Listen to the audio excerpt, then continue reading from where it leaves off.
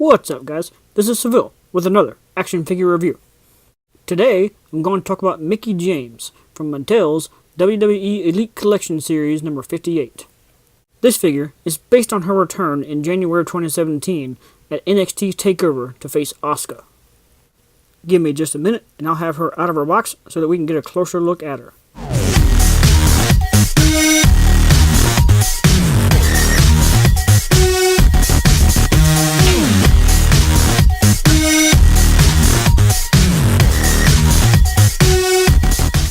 Just real quick before we get back to it, if you like this video, please give it a thumbs up and comment below. And if you want to see more from me, please subscribe and hit that notification bell. Now that she's out, I'll give her another rotation on the spinner so that you can see her all the way around. To my knowledge, this is only Mickie's second Mattel figure. Her first one was in the third basic wave, but by the time it got released, she had already departed the company, which made that figure highly sought after for quite some time. I never did get a hold of that one, so I was definitely anticipating this one. And now, let's take a closer look. In my opinion, the face sculpt just doesn't look close enough to her, and some of the makeup and lipstick type colors are a little too dark as well. The design for her gear would be pretty close to accurate if it weren't for the huge gap left by the articulation joint. The pink strap here shouldn't be a separate piece. It should be attached to the rest of the blue. In fact, if they had just painted that blue underneath, then it would have solved that problem. And that problem continues around under her arms where the paint just stops. The backside was just supposed to be this pink strap, but the blue should have ran into it better. It should have been much more connected. The paint problems do continue further down the pants as well, with several points simply not being connected properly, turning what could have been a great figure into a bit of a mishap. Moving into the articulation, she is a pretty standard elite female figure.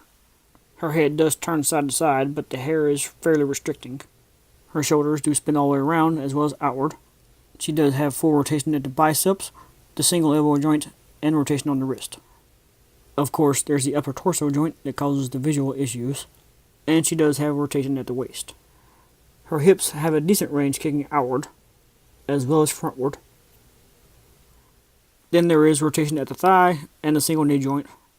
Her ankle can rotate where it connects to the pants, as well as flatten out. She does include the Attitude Era style Women's Championship belt, which is a little strange considering this figure is based on her re-debut against Asuka. Even though Mickie did hold this belt 6 times, it's really more closely associated with the likes of Lita and Trish Stratus. Mickie's career has been a bit unique because she was there to see the end of their careers, and then made her return in the midst of the current women's revolution. In fact, most of her current run has been closely associated with Alexa Bliss. With all that said, it's time to go over my guidelines for a fair and complete review. She does have more than 20 points of articulation, but there's not a whole lot of texture details, and I've already said I didn't think it was very accurate. And most of the figure is not very unique either. She is in scale with the other characters though, and she's not very fragile either. I was able to balance her pretty well, and she did include the belt as well as the figure stand accessories. I think the roughly $20 price point is fair, and I was able to find her pretty easily. Overall though, I can't really give her any more than a 3-star rating, which means she's still a good figure, but really only worth owning for die-hard fans or completists for the series. So if you're a fan of Mickie James, I think it's worth having just to have her updated figure. Here's a quick picture of her original figure, and I do honestly think that the new one does look a little better. But it's not anything I would say is a must-buy. If you like my reviews of WWE figures, and you haven't already subscribed, please do so that you can see my upcoming review of Kurt Angle from Elite Series 59. However, before that, I will be doing reviews for the newest wave of Dragon Stars figures. Thank you guys for watching, and I'll see y'all next time.